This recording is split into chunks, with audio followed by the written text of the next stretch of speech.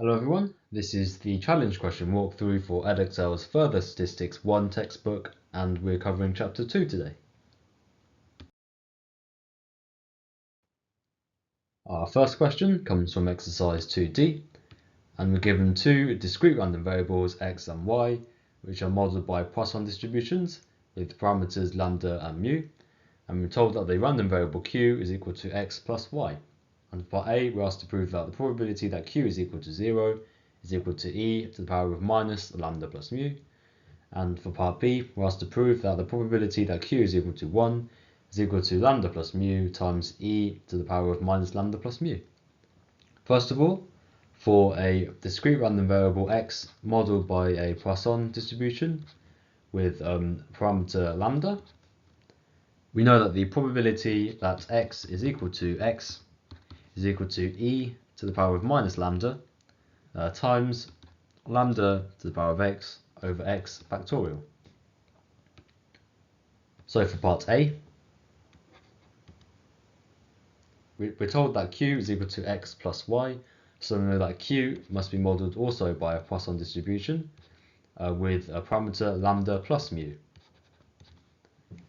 And so we have that the probability that q is equal to 0 from this formula here is given by e to the power of minus lambda plus mu times lambda plus mu to the power of x, which is 0, over x factorial, so that's 0 factorial. And we know that 0 factorial is equal to 1, and lambda plus mu to the power of 0 is also equal to 1.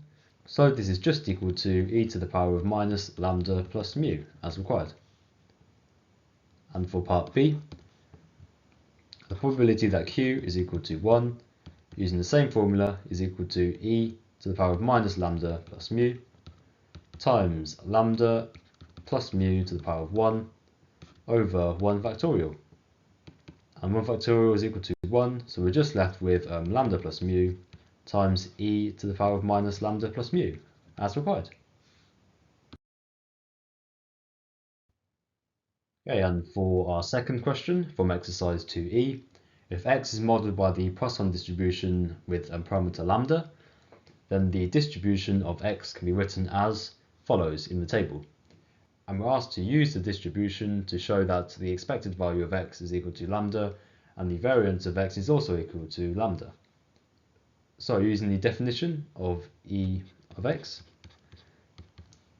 which is equal to the sum of x times the probability of x being equal to x, because x can take any value up to infinity, we are summing from x is equal to 0 all the way up until infinity of x times the probability that x is equal to x, which we know as e to the minus lambda times lambda to the power of x over x factorial.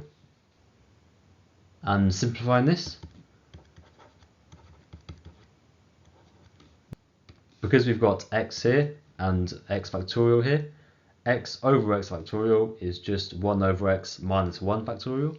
So we have e to the minus lambda times lambda to the power of x over x minus 1 factorial. And we know that e to the power of minus lambda is just a constant and won't be affected by the sum here. So we can take that outside of the sigma. So we have e to the power of minus lambda times the sum from x equals 0 to infinity of lambda to the power of x over x minus 1 factorial.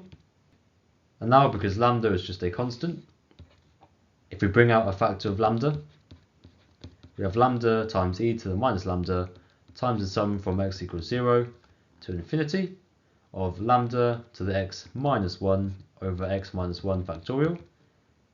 And this should look familiar to you as the series expansion of e to the power of x, which is equal to the sum from r equals 0 to infinity of x to the power of r over r factorial.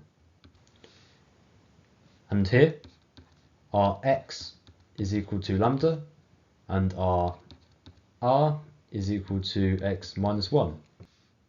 So we have that this sum here is equal to e to the power of x, which in this case is our lambda. So we have that this is equal to lambda e to the minus lambda times e to the power of lambda, which is equal to just lambda, as required. Now to find the variance of x, we need to find the expected value of x squared first.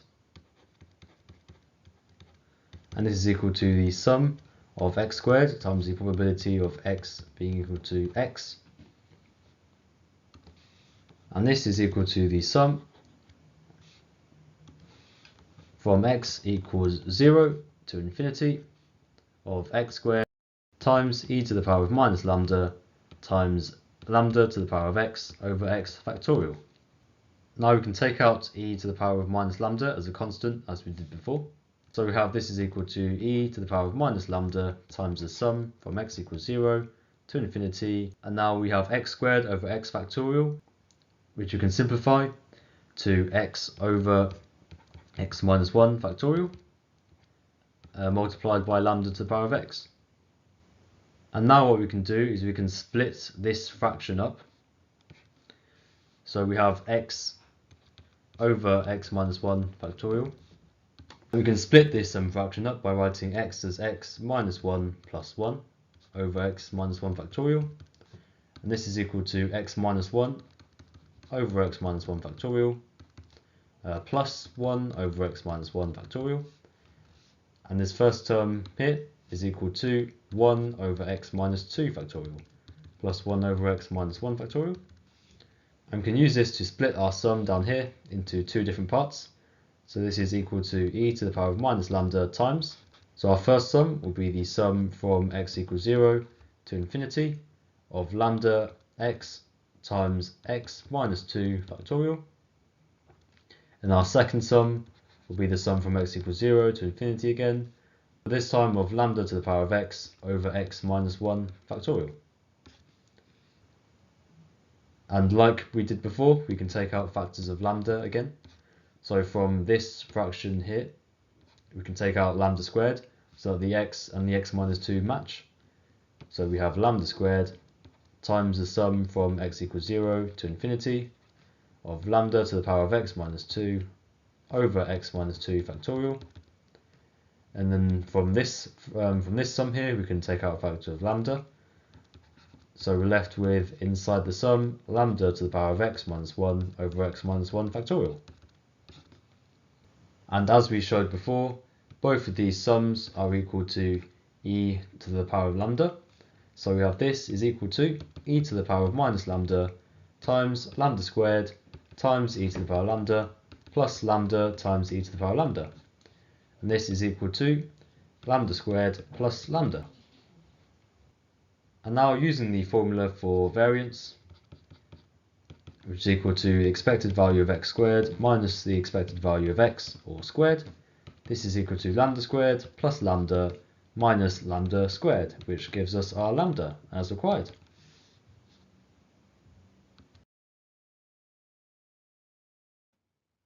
And our next question is from exercise 2f.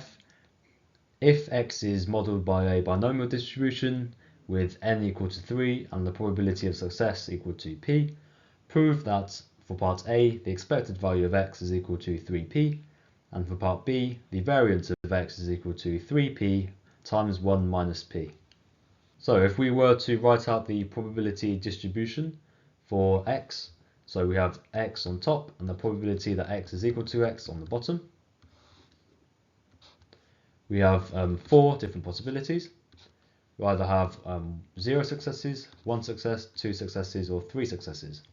And we can work out these values because we know that for a binomial distribution, that the probability x is equal to n choose x times p to the power of x times 1 minus p to the power of n minus x. And here we know that n equals 3, so this is equal to 3 choose x times p to the power of x times 1 minus p to the power of 3 minus x.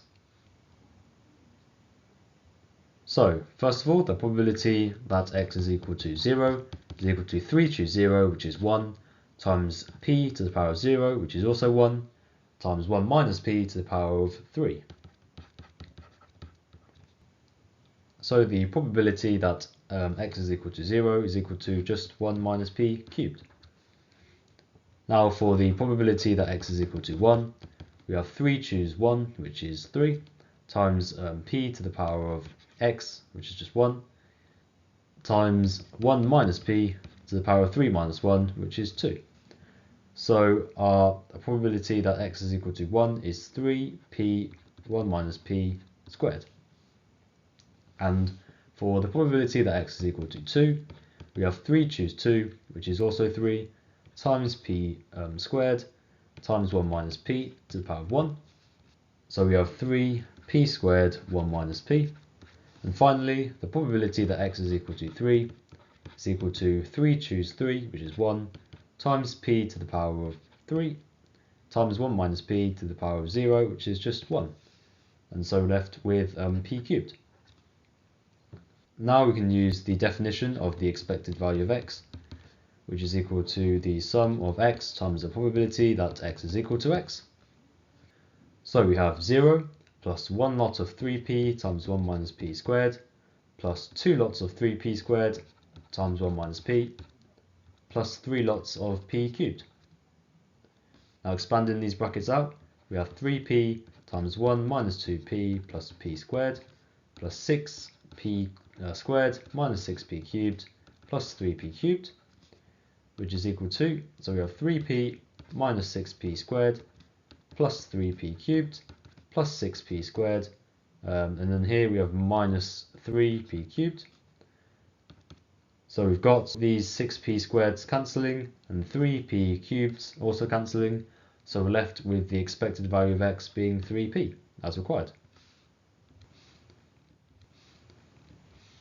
And for part B, the variance of x, we need to first find the value of e of x squared, and that is equal to, and so for the first term we get 0 again, and for the next term we have 1 squared times 3p times 1 minus p squared.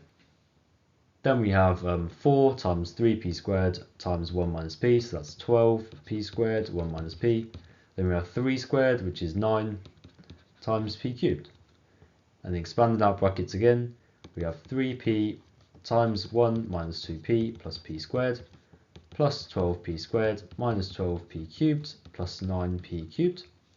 And so we get 3p minus 6p squared plus 3p cubed plus 12p squared, and then here we have minus 3p cubed. And again, the 3p cubes cancel, and we're left with 3p plus 6p squared. And we have that the variance of x is equal to the expected value of x squared minus the expected value of x, all squared. So this is equal to 3p plus 6p squared minus 3p, all squared, which is equal to 3p minus 3p squared, or 3p times 1 minus p, as required.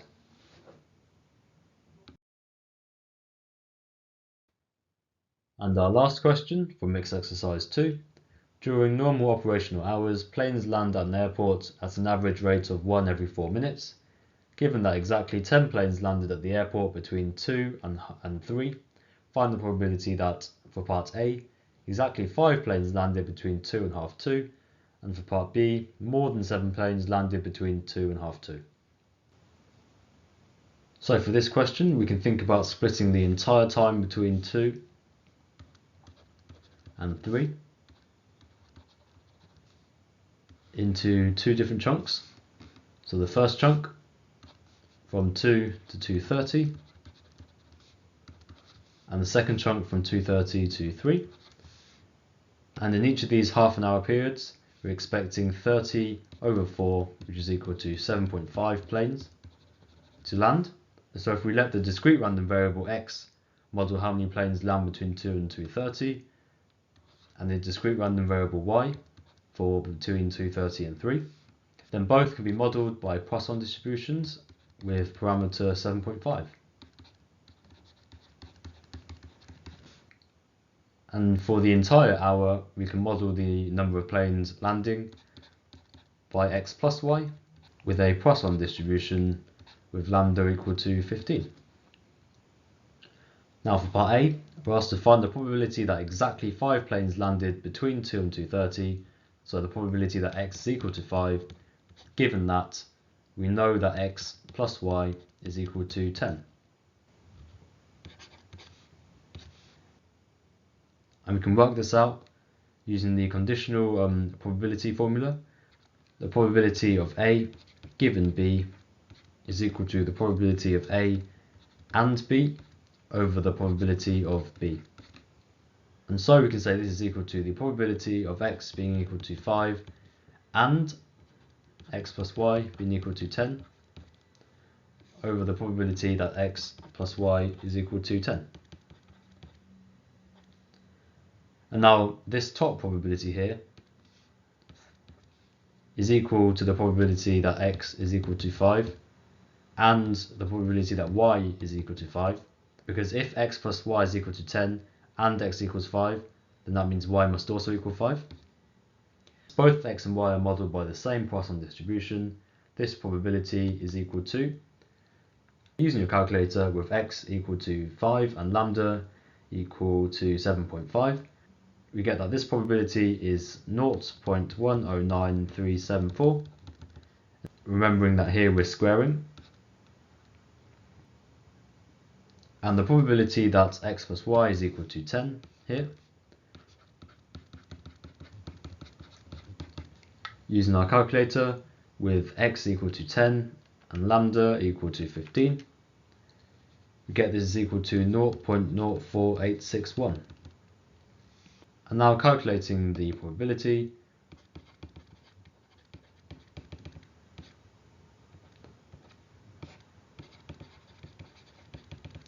we get this is equal to 63 over 256, or 0.2461 to 4 decimal places.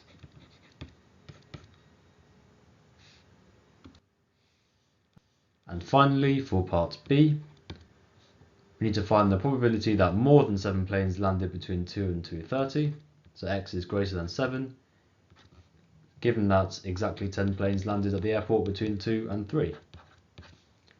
Now, using the same formula, we have this is equal to the probability of x being greater than 7 and x plus y being equal to 10, all over the probability that x plus y is equal to 10. Now, to work out the top probability here, we must have that x is either equal to 8, 9 or 10. And in these cases, y must be equal to either 2, 1 or 0. And we can work out the probabilities of each of these cases using our calculators again. Now I've written out those probabilities for you there. And the probability that x plus y is equal to 10 stays the same. That's still equal to 0.04861. And so our probability is equal to the sum of these purple values here, which is equal to 0.002658 over 0.04861, which gives us 7 over 128, which is equal to 0.0547 to 4 decimal places. And that is our final answer. And that is the end of the challenge question walkthrough for Edexcel's Further Statistics 1, Chapter 2. I hope you enjoyed, and I'll see you for Chapter 3.